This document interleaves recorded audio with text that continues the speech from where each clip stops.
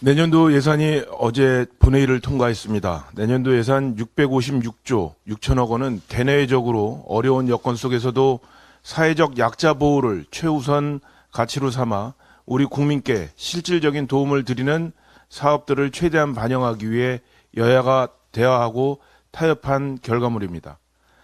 정부 편성안보다 국채 발행을 더 늘리지 않고 정부 안에서 4조 3천억을 줄이고 대신 민생과 약자, 지역균형 발전을 위한 예산을 3조 9천억 원을 늘렸습니다. 그래서 총 지출을 3천억 원 감액했습니다. 다시 말해 국민의 부담을 늘리거나 미래 세대의 부담을 전가하지 않으면서도 지난 11월 우리 당이 국민제도약의 발판을 마련하겠다며 약속드렸던 사업들을 최대한 반영하고자 노력하였습니다. 우리 국민의힘이 주력한 증액사업은 크게 세 가지였습니다. 첫째, 소상공인 등 취약계층에 대한 지원을 확대하고, 둘째, 청년과 미래 발전을 앞당기며, 셋째, 국민 생활의 안정을 꾀하는 사업들이었습니다.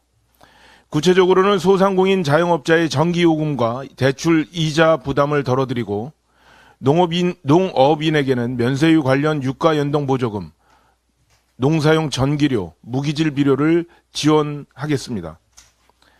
청년들의 주거비 부담을 덜어드리기 위해 청년월세 특별 지원을 연장했는데 기존 지원은 1년 연장하고 신규로도 1년 더 지원해 드릴 것입니다. 또한 전세 사기 피해 예방을 위한 청년 전세 반환 보증 사업의 보증료 지원 대상을 저소득층 전 연령으로 확대하기도 했습니다. 아울러 고령자 계속 고용장려금 지원 기간을 2년에서 3년으로 1년 연장해 연금 수령 전까지 계속 고용이 이루어질 수 있도록 하였고, 어제 간병비 없는 나라 당정을 통해 말씀드렸던 요양병원 간병 지원 시범 사업과 보훈병원 간병 부담 완화 사업도 반영하였습니다. 그리고 지난 2013년 이후 동결됐던 장애인 연금 부가급여도 월 10,000원 인상을 해드렸습니다. 대한민국의 미래를 위한 투자도 확대했습니다. R&D 예산을 6,217억 원 확충하여 이공계 장학금 지원을 확대하고 연구자들의 고용 불안을 해소하면서 국가 경쟁력을 높이기 위한 차세대 기술 투자도 늘렸습니다. 아이 키우는 직장인의 육아 부담을 덜어드리기 위해 시차 출퇴근제 지원 대상을 중소, 중견기업 전체로 확대하였고, 육아기 근로자에 대한 선택, 재택, 원격 근무 장려금도 월 10만 원 인상하였습니다. 또한 민간 어린이집 급식 위생관리지원금 월 30만 원을 신규 편성하였습니다. 마지막으로 우리 사회의 각종 불안 요소로부터 국민 안전을 확보하기 위해 사회 불안 범죄 대응 예산을 확대하였고, 전세 사기 피해자 2차 보전을 위한 예산도 반영하였습니다. 안전한 교통환경을 만들기 위해 지하철역 노후 에스컬레이터 신설을 개선하고 출퇴근 혼잡도가 매우 높은 서울 4, 7, 9호선과 김포 골드라인에 대해 신규 전동차를 증차하며 주요 광역버스 노선의 출퇴근 시간대 전세버스도 추가 운행하기로 하였습니다. 우리 당이 중점적으로 증액한 사업에 대한 자세한 내용은 별도 배포해드리는 보도자료를 참고해 주시기 바랍니다. 모쪼록 내년도 예산이 경기 회복과 민생 안정을 위한 마중물이 되고 대한민국의 미래를 밝히는 등불이 되기를 소망합니다. 아울러 혹시라도 부족하거나 누락된 부분은 내년 예산 집행 과정에서 정부와 세심하게 조율하고 지속적으로 보완해 나가겠다는 말씀도 드립니다. 민생 현안과 관련해 한 말씀 더 드리겠습니다. 연말 연시를 맞아 몰래 오는 청소년 손님들 때문에 자영업자들은 골치가 아프다고 하고 술 팔기가 겁난다고 하소연하고 있습니다. 최근 언론 보도에 청소년들이 신분증을 도용하거나 위조하여 술을 구매하거나 식당에서 술을 마시고 나서 미성년자에게 술을 팔았다며 신고하여 자영업자들이 과징금을 물거나 영업정지를 당했다는 사례가 심심치 않게 등장하고 있습니다. 얼마 전에는 청소년들이 술을 마시고 계산서에 신고하면 영업정지인데 그냥 가겠다는 메모를 남기고 달아난 사례가 보도되기도 하였습니다.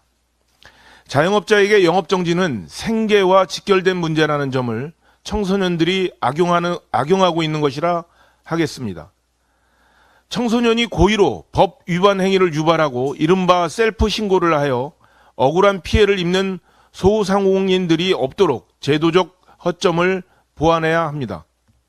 사업자가 구매자의 나이를 확인하는 과정에서 일어날 수 있는 마찰을 최소화하고 현재 일부 법률에만 명시되어 있는 행정상 제재 처분 면책 규정을 나이 확인이 필요한 영업 전반으로 확대해 자영업자를 보호하는 제도적 장치를 마련하겠습니다. 이와 관련한 법안이 청소년보호법, 공중위생관리법 등 6개 법안에 걸쳐 있는데 민생과 직결된 문제인 만큼 정책위 의장인 제가 직접 챙기도록 하겠습니다. 조속한 시일 내에 법안이 발의될 수 있도록 하겠습니다. 관련 법률 소관 상임위인 여가위, 복지위, 문체위에서는 신속하게 이 법안을 처리해 주셔서 소상공인들의 걱정을 덜어주시길 바랍니다. 예, 기재위 간사 유성걸 의원입니다. 국회 기획재정위원회가 세법 관련 합의를 지난 11월 30일 날 합의해서 의결했던 것이 어제 본회의에서 최종 의결이 됐습니다. 예산안과 함께 의결된 세법 관련된 사항이 중요한 사항이 굉장히 많습니다만 다른 여러 쟁점으로 인해서 덮여져서 앞으로 우리 당에서 그리고 우리 기재위 위원들이 열심히 홍보를 하고 또 민생 회복을 기대하도록 그렇게 하겠다는 말씀을 드립니다.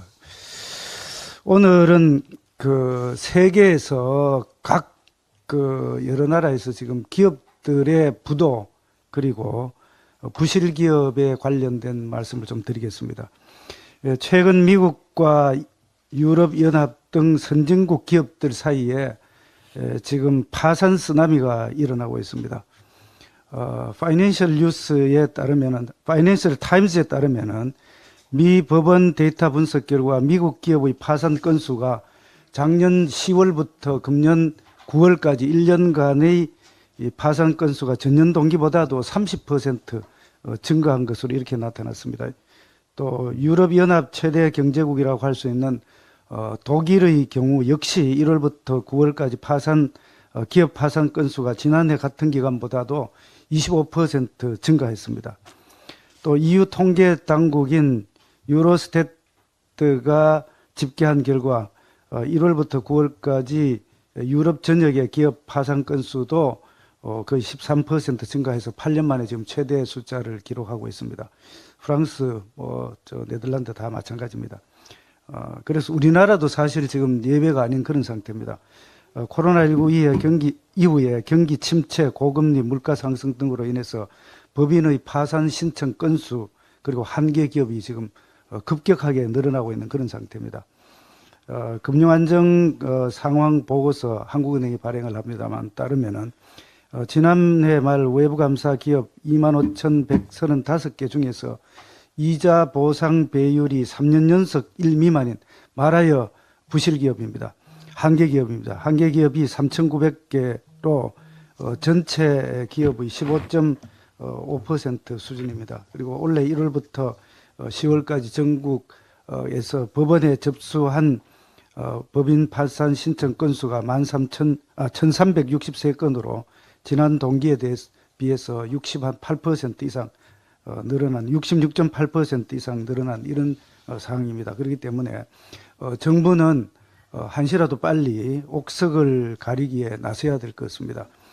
임계점을 넘기 전에 일시적 자금난을 겪고 있는 기업에 대해서는 기업 회생 절차인 워크아웃을 통해서 지원을 하되 경영 정상화가 사실상 불가능한 그런 기업에 대해서는 신속하게 퇴출을 유도해야 될 것입니다.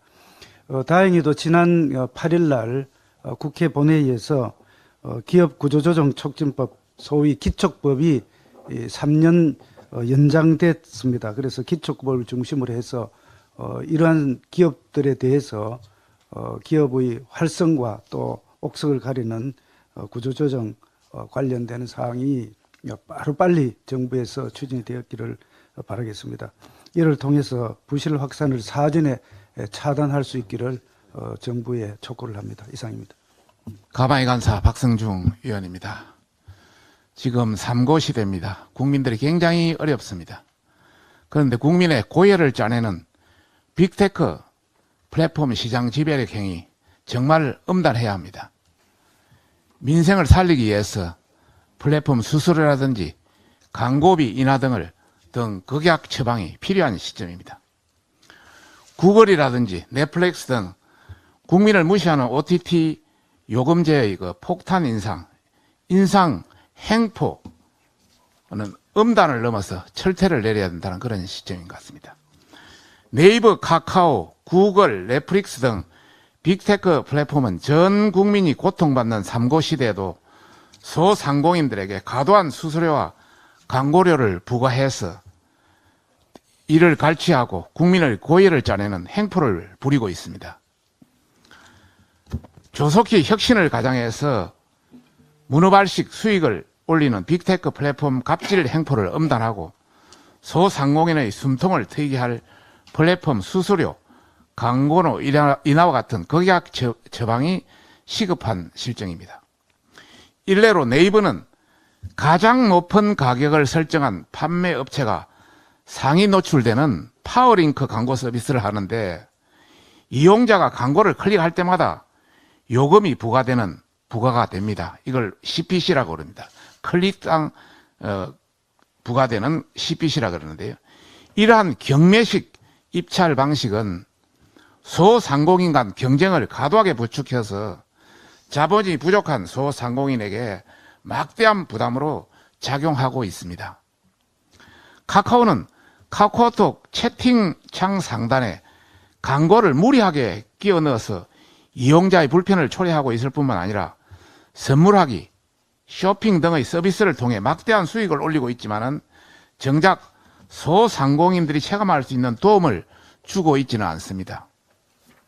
쿠팡, 미국계입니다. 배달의 민족, 독일계입니다.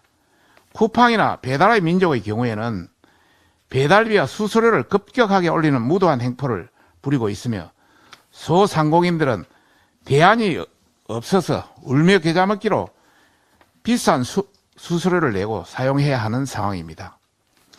특히 구글은 자사 인앱 결제를 강제하고 유튜브 프리미엄 가격을 한 번에 43% 인상하는 행포도 모자라서 여기 사진에 놓고 있습니다만은 윤석열 대통령이 연설 도중에 막걸리병에 맞아서 분노했다. 콜라병 맞은 김건희 분노. BTS와 블랙쟁크 제니가 임신해서 결혼했다. 임영웅이 결혼하는데 윤석열이 축가를 불렀다 등의 정말 말도 안 되는 가짜뉴스 채널을 알고도 방치하고 있습니다. 이에 대해 방심위가 시정을 요구했지만은 구글은 정책을 위반한 컨텐츠를 찾지 못했다는 얼토당토한 답변을 내놓았습니다.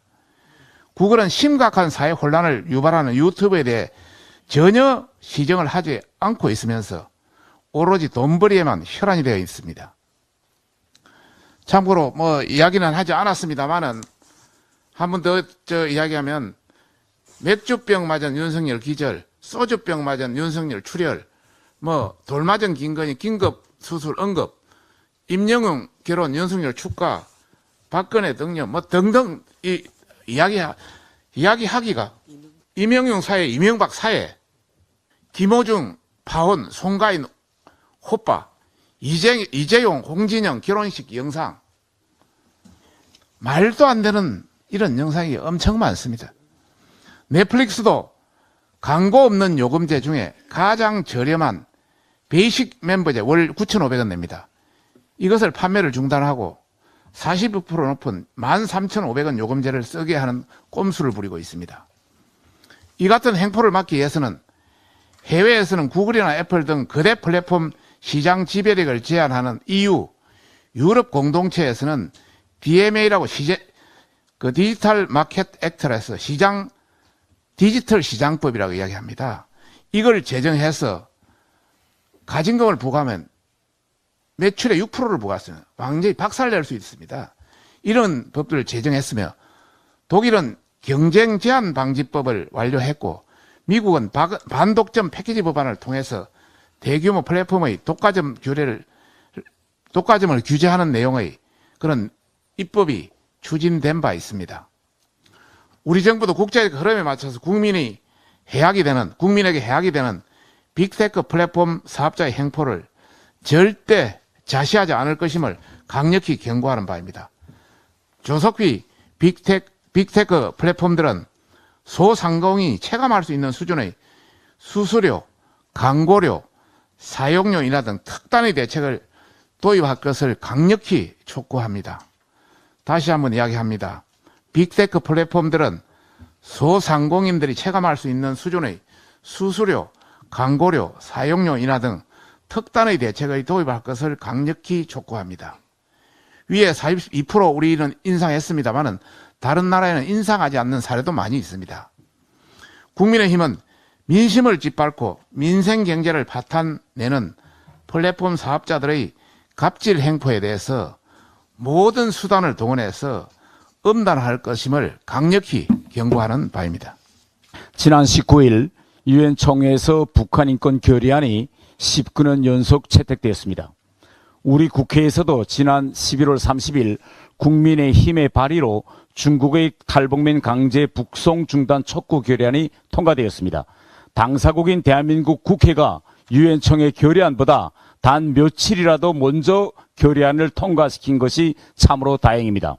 이번 유엔 결의안은 유엔 고문 방지 협약에 따라 탈북민들의 강제 북송을 금지하라는 내용까지 포함시켜 북한 주민들의 인권 보호 문제를 과거보다 더 강하게 지적하였으며 모든 회원국들의 전원 동의로 채택되었습니다.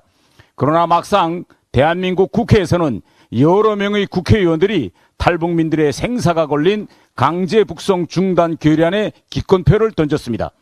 북한 주민 인권 개선에 필수적인 북한인권재단이 더불어민주당의 책임 방기로 21대 국회에서도 설립되지 못하고 있습니다. 2016년 북한인권법이 여야 합의로 통과된 지 7년이나 지났음에도 김정은 독재하에 고통받고 있는 북한 주민들은 외면하고 김정은 정권의 심기만 살피는 민주당의 행태가 개탄스럽습니다. 전 세계가 북한 주민의 인권 보호를 떠들고 있는 때에 민주당만은 지금 엉뚱한 길로 가고 있습니다. 이재명 대표는 21일 윤석열 정부가 북한의 도발을 유도해서 군사 충돌을 이야기하지 않을까 걱정된다고 했고, 민주당 대변인도 과거에 북풍이나 청풍이 있었다며 청풍, 북풍론을 또다시 들고 나오고 있습니다.